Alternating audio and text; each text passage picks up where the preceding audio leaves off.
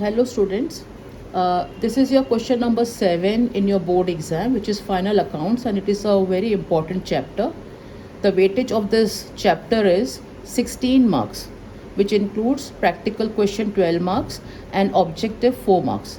Now let us come across some important adjustments which they ask you for your final accounts in your board exam. So these are the adjustments which are surely going to come for your board exam. मतलब आपके adjustments में से ये adjustments वो हैं जो 90% chances है कि वो बोर्ड एग्ज़ाम में आएंगे. तो first adjustment is closing stock.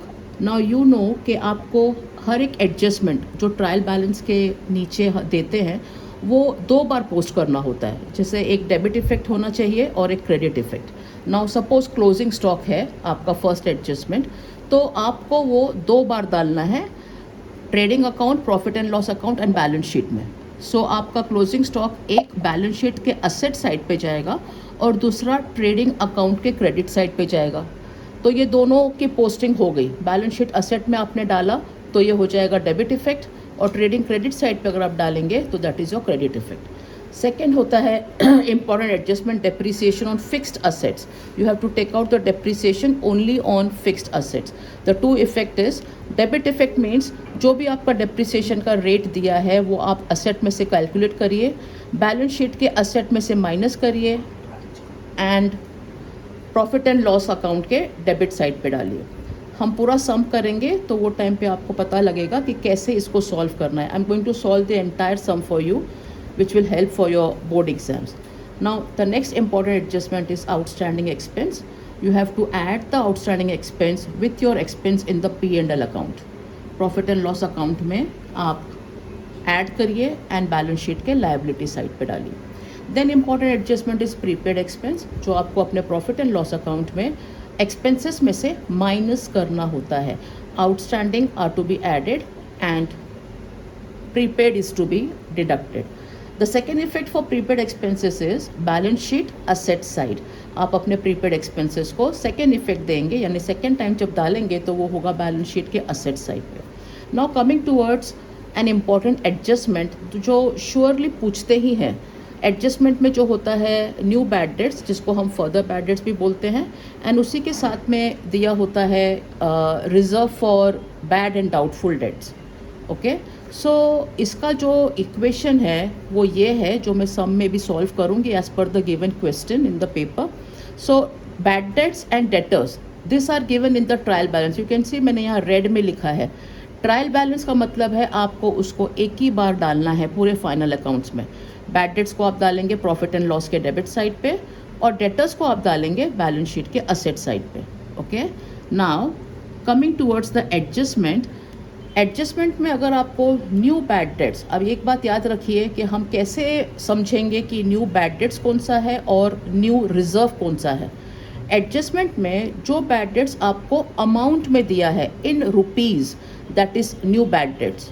लेकिन अगर आपको परसेंटेज रेट में दिया है तो वो है new reserve. Okay, I repeat, अगर अमाउंट में दिया है तो वो है न्यू बैड डेट्स, और अगर परसेंटेज निकालने को बोला है तो that is new reserve. Now how do we present this adjustment.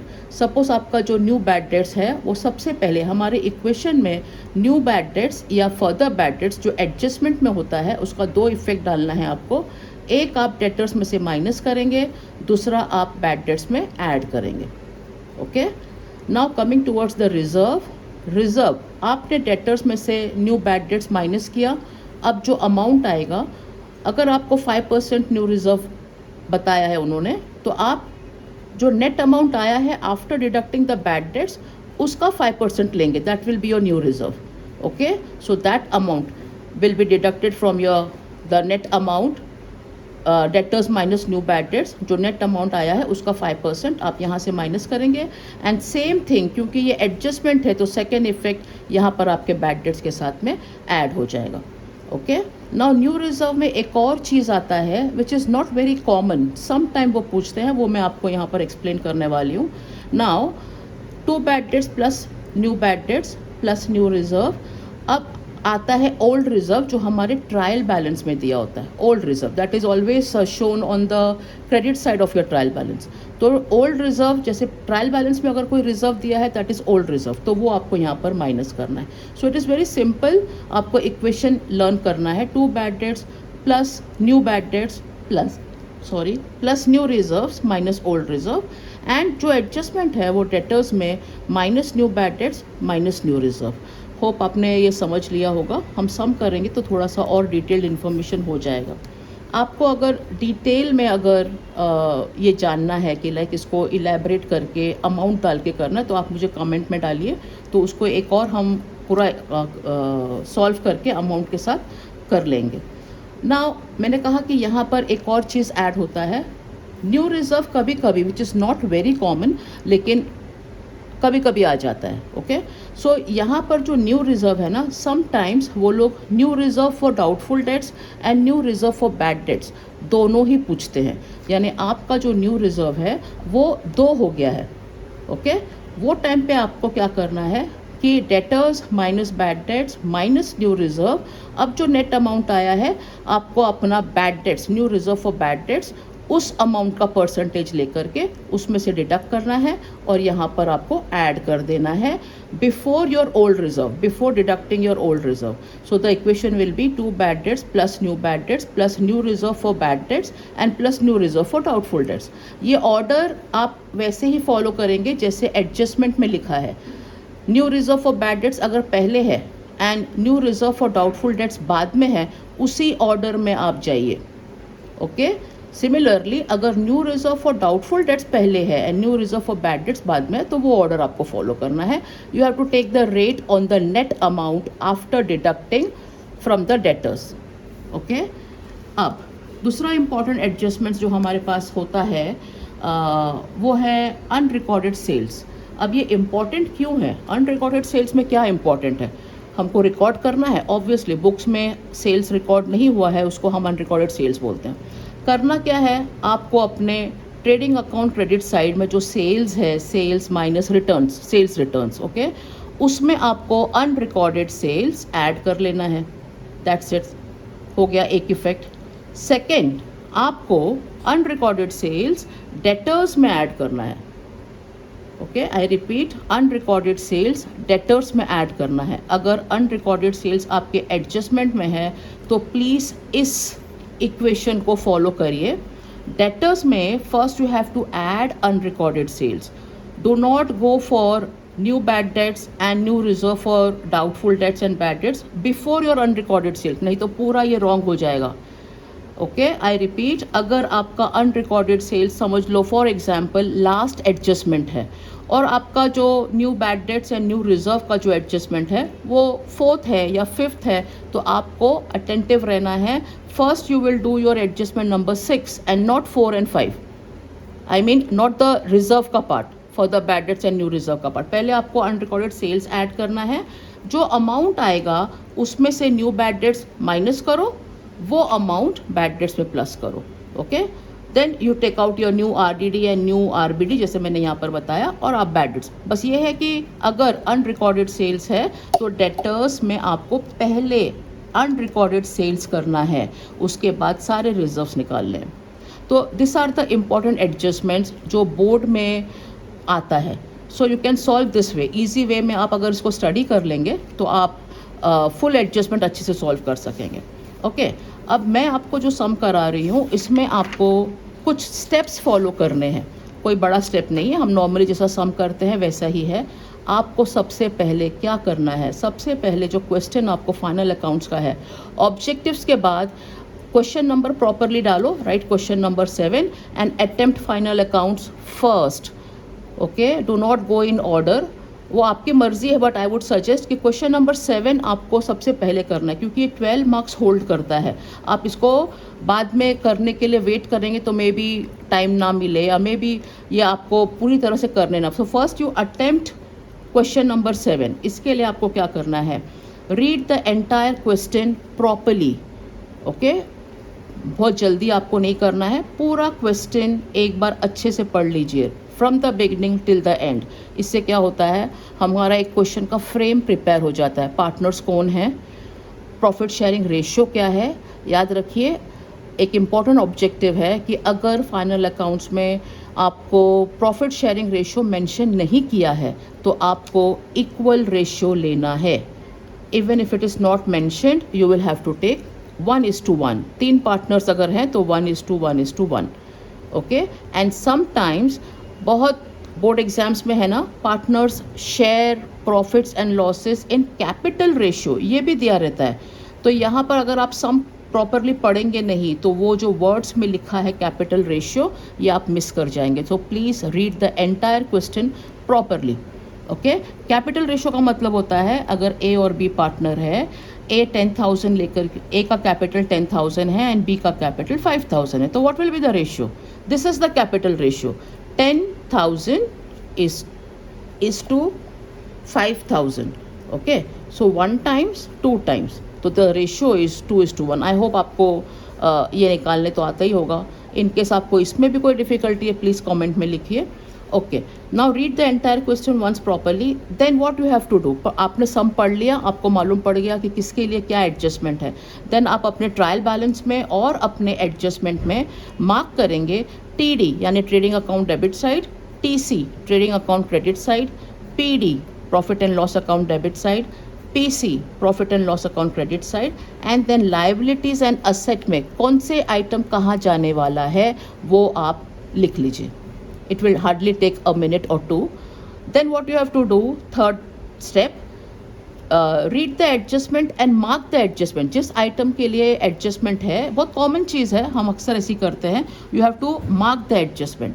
Okay, adjustment mark कर लिया, अब आपने सम चालू किया। आपके फाइनल अकाउंट्स को मैक्सिमम टाइम जो आप देंगे बोर्ड के सम के लिए वो है 30 minutes. Okay, 30 minutes, but I am sure अगर आपने ये स्टेप्स फॉलो किया जो हम बता रहे हैं, आपका sum not more than 20 minutes लेगा, यानी आप अपना 10 मिनट्स सेव करेंगे वहाँ पर, जो आपके दूसरे किसी सम में मे बी NPO या मे बी एडमिशन रिटायरमेंट में आप लगा सकते हो।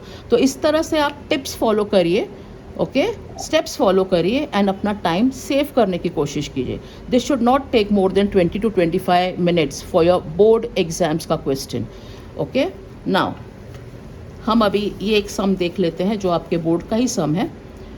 आई एम रीडिंग द सम, एक बार ये सॉल्व कर लेंगे तो हमारा एंटायर रिविजन मेरे ख्याल से प्रैक्टिकल क्वेश्चन के लिए रिविजन हो जाता है।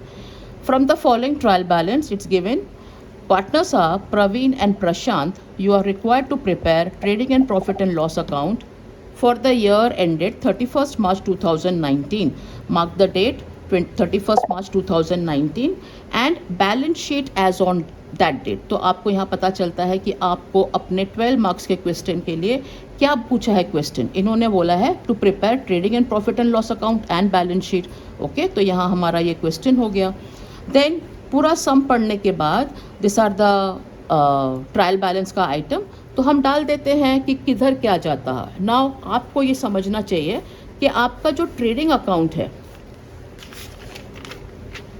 ट्रेडिंग अकाउंट के डेबिट साइड में, right, this is the debit side, this is the credit side, आपको हमेशा factory expense on the debit side which is known as direct expenses, ये भी आपके ऑब्जेक्टिव्स के लिए इंपॉर्टेंट है, ध्यान में रखिए। Direct expenses are factory expense and factory income comes on the credit side.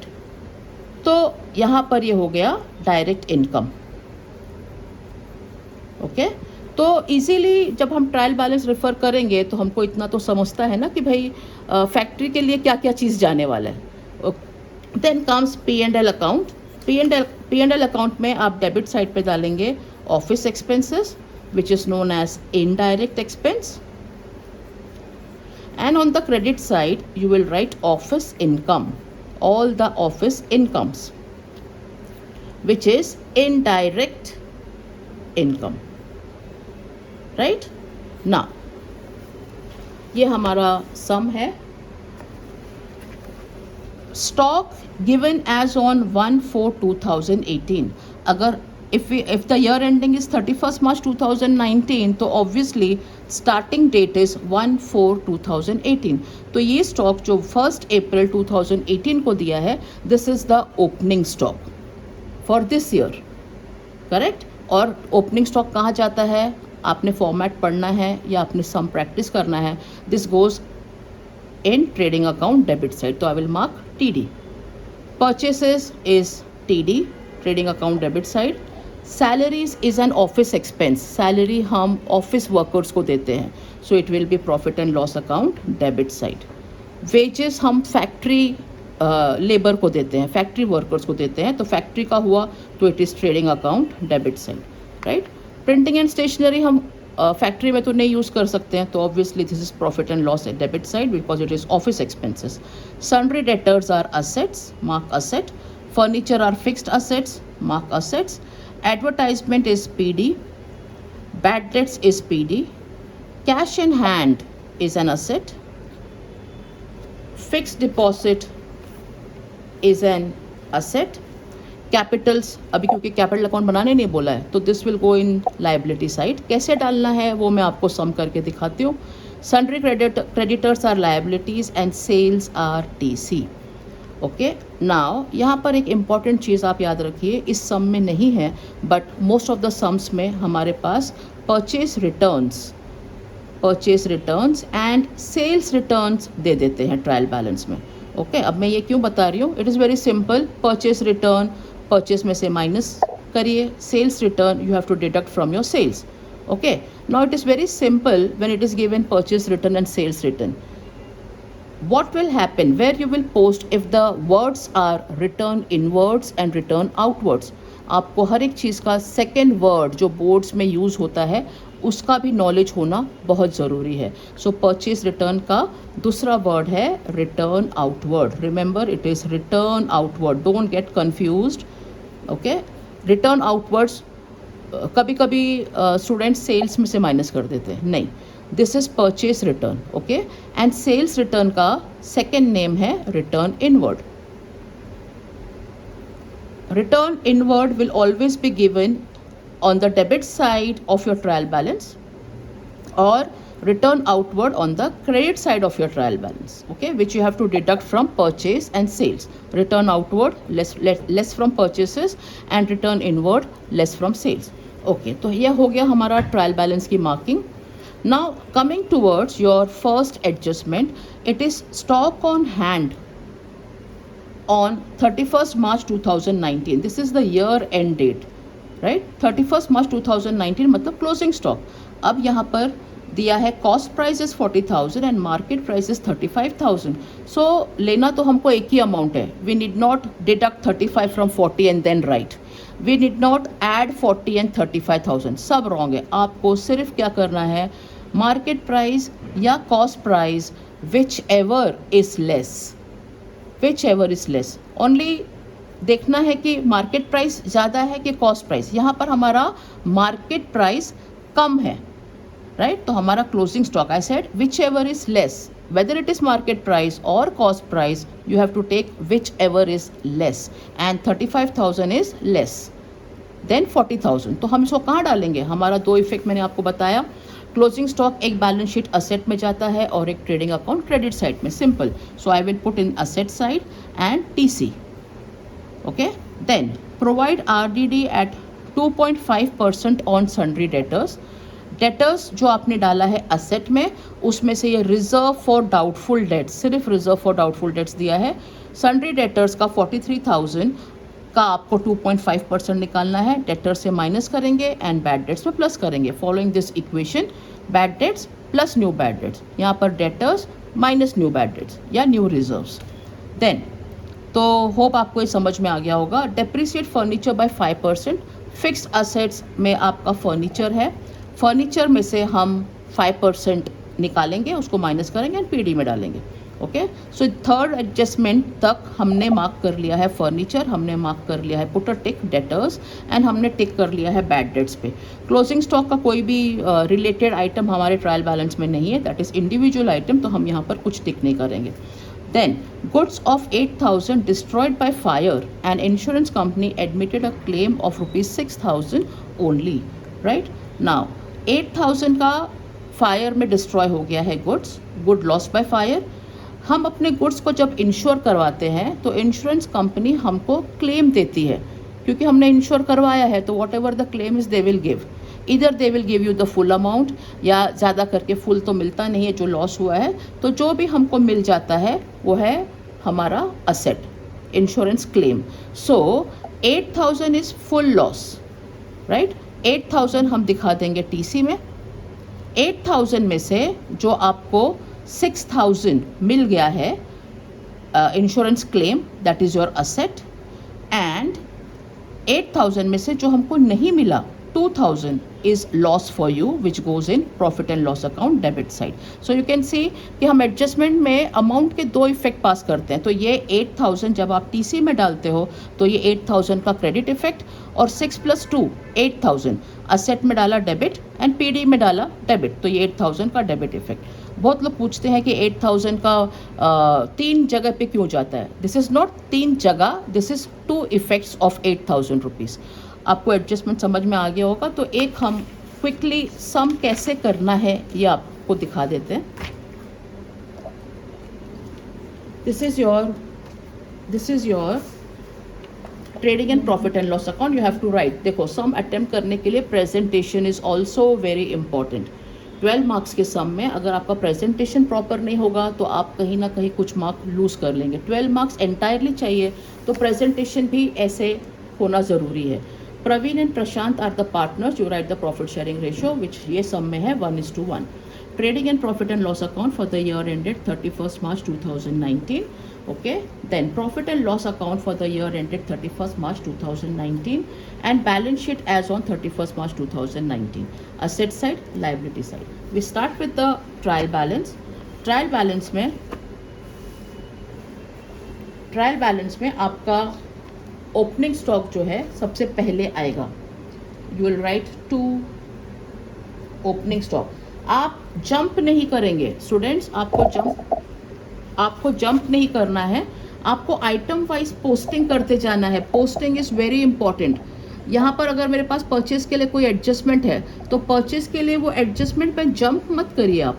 आपको उसको लाइन छोड़ करके एडजस्टमेंट का वेट करना है. ट्रायल बैलेंस की सारी पोस्टिंग इज़ वेरी इंपॉर्टेंट. अगर आप एडजस्टमेंट वाइज जंप करेंगे तो टाइम ज़्यादा लगेगा. Please remember. So 2 opening stock, it's given 2 opening stock. Do not use short forms please. Board allow नहीं करता है. बोलते नहीं है लेकिन बोर्ड अलाउ नहीं करता. परचेसेस के लिए हमारे पास कोई एडजस्टमेंट नहीं है तो it is individually purchases 80,000. So you can सी जिसके लिए एडजस्टमेंट नहीं है वो मैं आउटर कॉलम में डाल रही हूँ, right. 80,000. Then it is given salaries. Salaries आप डालेंगे तो आप पहले दोनों तरफ एक एक लाइन छोड़ दीजिए. वाई? बिकॉज हमारा ग्रॉस प्रॉफिट यहाँ पर आने वाला है या ग्रॉस लॉस आने वाला है. So salaries will be 2 salaries. And salaries के लिए भी कोई टिक नहीं है, मतलब कोई एडजस्टमेंट नहीं है. So you put 5,000 in the outer column. Simple. Wages TD में जाता है. It is a factory expense. Wages के लिए भी कोई एडजस्टमेंट नहीं है. So I put 7,500 in the outer column. Printing and stationery. So 2 printing and stationery. No adjustment for printing and stationery. So 1050. Okay. Sundry debtors है उसके बाद. You can see sundry debtors है. So sundry debtors आप assets के जगह पे कहीं पर भी डाल सकते हैं, ऊपर बीच में, ऐसा कोई ऑर्डर नहीं है. तो you can put sundry debtors. उसके लिए एडजस्टमेंट है. Now if you have a adjustment for that particular item, particular thing, put the amount in the inner column 43,000, right. 43,000 आपको इनर कॉलम में डालना है. एंड देन 2-3 लाइन छोड़ दीजिए. 2-3 line छोड़ने के बाद, ये लाइन हमने क्यों छोड़ा है? For the adjustment. I am not jumping towards the reserve, please remember.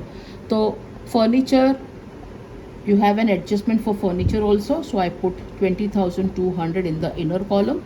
Then you leave 2 lines or 3 lines. Then advertisement is profit and loss account, debit side. To advertisement mein we don't have any adjustment, so I am writing to advertisement. Amount is rupees 30,000 in the outer column. Okay. Bad debts. After advertisement, bad debts, we have an adjustment वहाँ पे टिक डाला हुआ है, मतलब हमारे पास adjustment है, तो हम इनर कॉलम में डाल देंगे 500. Okay. Cash in hand, no adjustment for this, so we put in the outer column 7,000. Fixed deposit, no adjustment, put in the outer column. It is so easy. just आपको खाली adjustment जो है वो inner column में डालना है और जो एडजस्टमेंट नहीं है वो आउटर कॉलम में डालना है. तो हमारा डेबिट साइड का now we have finished with the items on the debit side of your trial balance. Now coming towards credit side of your trial balance. So capital, I have written, this is the presentation of the sum. To score good marks, please follow the presentation. What I have written here is capital account, Praveen and Prashant. जब हमको वो capital account बनाने नहीं बोलते हैं तो partners के जो भी एडजस्टमेंट्स वगैरह है वो हम लाइबिलिटीज़ में डालते हैं, राइट. सो प्रवीण का capital account Praveen, put in the inner column, put in the inner column 60,000. Inner column में क्यों? क्योंकि अभी उसमें हमको नेट प्रॉफिट ऐड करना है ना. आप चाहे तो you can mark Praveen and Prashant also, उसमें एक टिक डाल दीजिए. एंड प्रशांत का capital is again 60,000. Done. Sundry creditors, leave few lines and then write sundry creditors. 20,500. Okay. And finally trading account credit side, buy sales, no adjustment, put it in the outer column 99,550. Okay. First adjustment closing stock, cost price or market price, whichever is less, right. So cost price plus market price, whichever is less. So I will put 35,000. trading account credit side पे buy closing stock थोड़ा हम नीचे की तरफ ही लिखेंगे, because in between if we have any adjustment for goods going out of the business, कोई भी goods जब बिजनेस के बाहर जाता है, जैसे कि गुड्स लॉस बाय फायर हमारे इस सम में है, और भी एडजस्टमेंट्स होते हैं, goods for personal use, partners taking goods for personal use. So any kind of goods going out of the business is always shown in trading account credit side. Closing stock is the last item, तो मैंने बीच में line छोड़ दिया है हमारे goods के adjustment के लिए. So by closing stock it is 35,000. ये एडजस्टमेंट है, don't forget you have to put 2 times in your final accounts. Closing trading account credit side and balance sheet asset side, it is closing stock 35,000. Next is provide RDD at 2.5% on debtors. Debtors है हमारा 43,000. So we need to take out 43,000. आप अपनी सम के बीच में नहीं करेंगे, कहीं working में आई होप आपको 2.5% निकालना आता है. 43,000 into 2.5 upon 100. This is how you take out the percentage. Now it is 2.5, right. आपको कैसे निकालना है? ये जो पॉइंट है इसको हम हटा देंगे, और ये पॉइंट को हटा दिया है इसीलिए नीचे आप 1 0 डालेंगे. वाई 1 0? बिकॉज पॉइंट के बाद आपके पास एक ही नंबर था, राइट. अगर यहाँ पर सपोज 5 7 आ जाए, राइट, तो यहाँ पे आप 2 0 डालेंगे आफ्टर योर डेसिमल, बट हमारे पास सिर्फ 5 है तो I am putting 1 0. No what you have to do, numerator और डिनोमिनेटर में इक्वल नंबर ऑफ जीरोस आप कट कर दीजिए. Now this has become 43 into 25. ये कट हो गया है, ये जीरोस कट हो गए हैं. After removing this decimal point this has become 25. So 43 into 25 आप मल्टीप्लाई करिए. 5 3s are 15, 5 4s are 20 and 1 21, 3 2s are 6, 4 2s are 8, 5710. 1075 is your new RDD. Please remember, आपको कैलसी अलाउड नहीं है, वो तो आपको मालूम ही होगा. जब आप प्रैक्टिस करें सम तो इस तरह के कैलकुलेशंस कर लीजिए if you want the entire sum to be right. Now NRDD, I have removed NRDD, new reserve for doubtful debts, okay, which is 2.5% and the amount is 1075. तो हमने क्या बोला था? Equation less from debtors, right, minus NRDD, bracket में if you want you can write 2.5%, right. Amount was 1075. एक आप 1075 debtors में से माइनस करिए as per the equation, and दूसरा 1075 you will have to add to bad debts. NRDD 1075.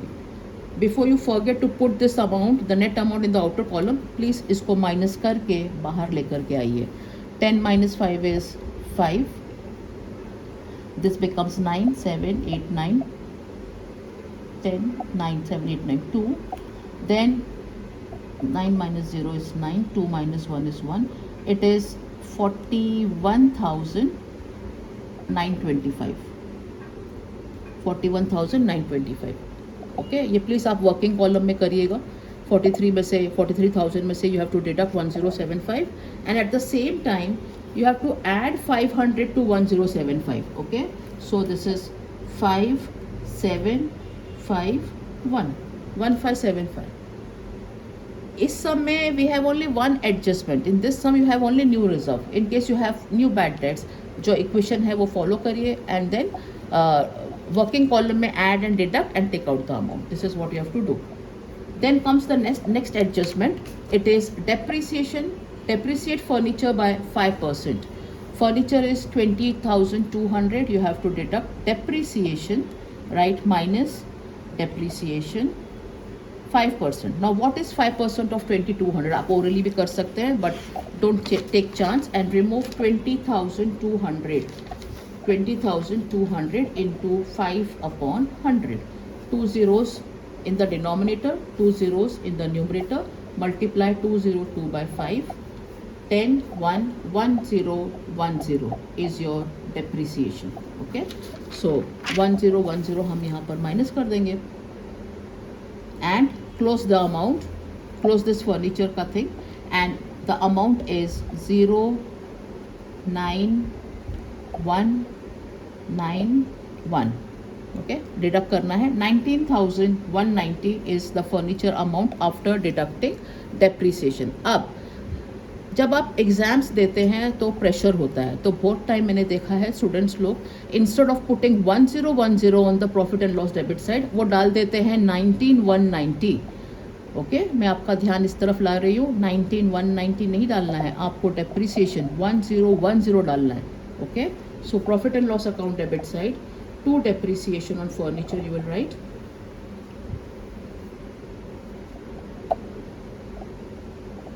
it is 1010. Okay, and then comes the last adjustment. Goods of 8,000 destroyed by fire and the insurance company admitted a claim. जो claim आपको मिलता है वो आपका asset है, right? अभी I have explained whatever the goods are going out of the business you have to show on trading account credit side. तो हमारा loss हो गया है तो goods हमारे business से गया ना, destroyed by fire. So you will write by goods lost by fire. The entire amount जो loss हुआ है that will come in trading account credit side, right? 8,000 में से 6,000 insurance company ने हमको दे दिया, तो you will write insurance claim, that is your asset. Insurance claim is your asset, so you will put 6,000 on the asset side and remaining 2,000 which you have not fetched from the insurance company, that is a loss for you. तो आप trading account debit side पे डालेंगे to loss by fire and amount will be only 2,000. Here you have shown debit and credit effect for 8,000. 8,000 credit effect, 6,000 debit and 2,000 debit. Hope you have understood all this. And closing is left. Closing तो आप अपने आप कर सकते हैं, तो मैं एक ट्रेडिंग अकाउंट का क्लोजिंग आपको बता देती हूँ. टेक अ रफ वर्कशीट और take your working paper, write the trading account credit and debit. आप अपना टोटल ऑफ क्रेडिट डालेंगे. टोटल ऑफ क्रेडिट यहाँ पर 99,550 प्लस 8,000 प्लस 35,000 इज 1,42,550. लिख लीजिए. आपके पास कैलसी नहीं है तो आपको डेबिट साइड का भी ऐड करके टोटल अमाउंट लिखना होगा वर्किंग में. Okay, that is 1,18,300. Now check, दोनों में से कौन सा अमाउंट बड़ा है? क्रेडिट वाला बड़ा है, राइट? नाउ क्रेडिट वाला बड़ा है तो I will write 1,42,550 on both the sides of your trading account. Now what you have to do, bigger amount में से smaller amount को आप माइनस करिए.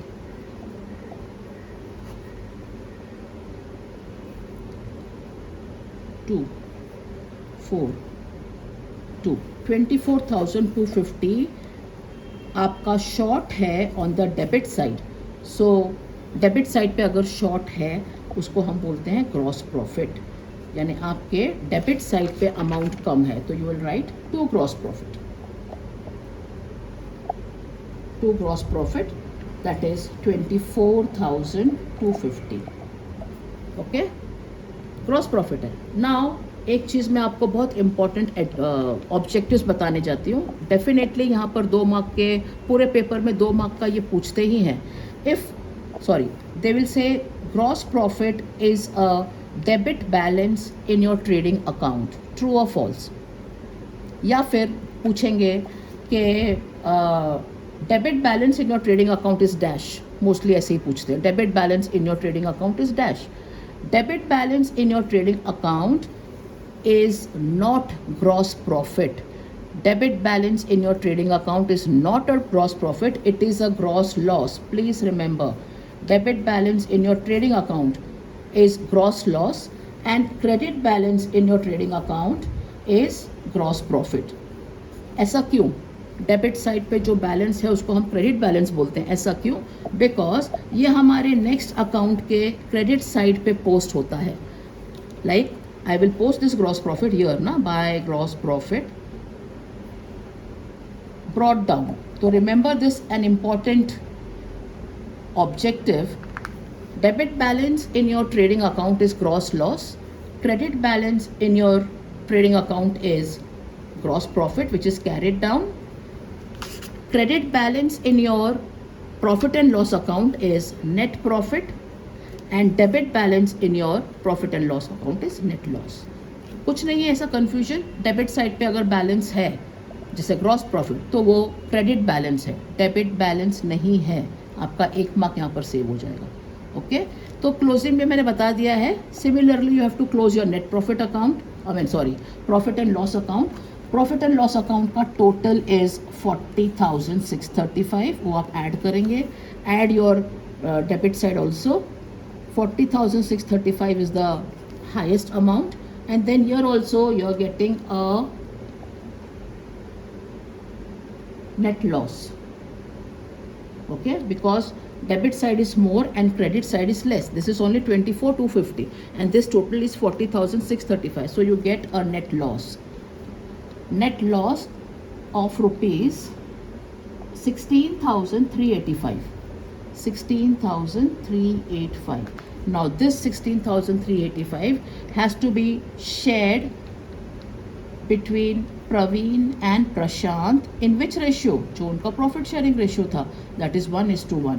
So Prashant का share of loss is 8193 and other person will be 8193, but हम उसको round off कर देंगे, it will be 8192. Right? Now this loss will be deducted from capital less net loss. Less net loss. और अगर आपको net profit मिलता है तो you will add to capital account. Okay?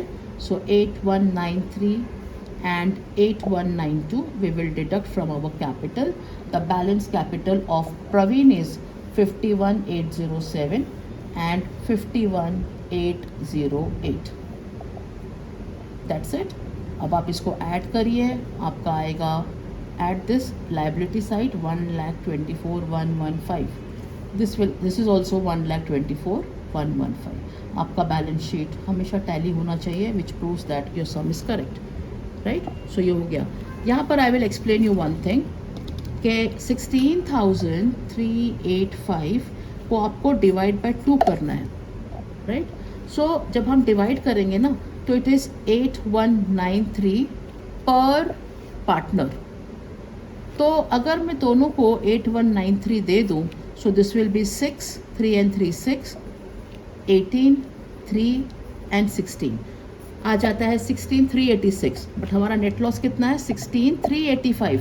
1 rupees कम है शेयर देने के बाद. तो आप क्या कर सकते हैं, कोई भी पार्टनर को 1 रुपया कम दे दो. That does not make any difference. So हमने सेकेंड वाले पार्टनर को 2 दे दिया, so that this becomes 5. Now this is correct. So this is all about final accounts. अगर आपको और कोई भी इंपॉर्टेंट एडजस्टमेंट पूछना है तो आप मुझे कमेंट में पूछ सकते हैं. या फिर अगर कोई पर्टिकुलर चैप्टर है जो आपको डिफ़िकल्ट लगता है तो बहुत ईजी तरीके से हम within the time limit कर सकते हैं. आप मुझे कमेंट करिए and till then all the best. Good luck for your exams. Thank you.